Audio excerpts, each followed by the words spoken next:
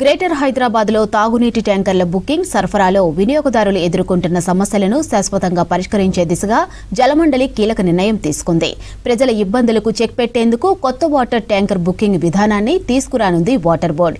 ఈ విధానంలో private food delivery apps తరహాలోనే తాగునీటి ట్యాంకర్ల కోసం ప్రత్యేకంగా smart water tanker mobile application రూపొందిస్తుంది జలమండలి.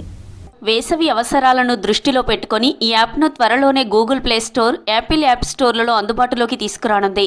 వినియోగదారులు జొమాటో, స్విగ్గీ లాంటి యాప్స్లో ఫుడ్ ఆర్డర్ చేసిన విధంగానే ట్యాంకర్ బుక్ చేసుకోవాలి. బుకింగ్ సమయంలోనే ఆన్లైన్ ద్వారా నగదు చెల్లించాలి. యాప్లో ట్యాంకర్ బుకింగ్ ప్రక్రియ పూర్తయిన వెంటనే కేటాయించిన వాహనం నంబర్, డ్రైవర్ పేరు, phone number, filling station details, delivery సమయం వంటి అన్ని డీటెయిల్స్ యాప్లో కనిపిస్తాయన్నారు జలమండలి అధికారులు. సో ఒక ఊబర్ లాగా మోడల్, ఒక వెహికల్ మేము బుక్ చేస్తే ఊబర్లో కానీ రెపిడోలో ఆ వెహికల్ ఎక్కడ ఉంది, ఎప్పుడు వస్తుంది, ఎంత టైం పడుతుంది, ఆ సేమ్ పొజిషన్లో కన్జ్యూమర్ బెనిఫిట్ అయితే అట్లాగే ఒక యాప్ తయారు చేస్తున్నాము.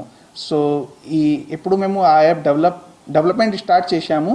కొంచెం టైం పడుతుంది, 5-6 మంత్లో ఆ యాప్ రెడీ అవుతుంది. ఫిల్లింగ్ స్టేషన్ నుంచి ట్యాంకర్ బయలుదేరినప్పటి నుంచి వినియోగదారుడు గూగుల్ మ్యాప్స్ ద్వారా లైవ్ లొకేషన్ చూడవచ్చన్నారు.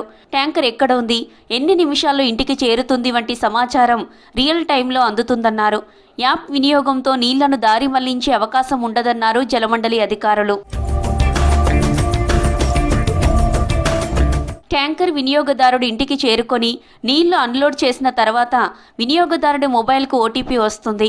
ఆ ఓటీపీని డ్రైవర్కు చెప్పినప్పుడే డెలివరీ పూర్తయినట్లుగా సాఫ్ట్వేర్లో నమోదవుతుంది. ఓటీపీ వెరిఫికేషన్ లేకుండా బుకింగ్ క్లోజ్ అయ్యే అవకాశం ఉండదు.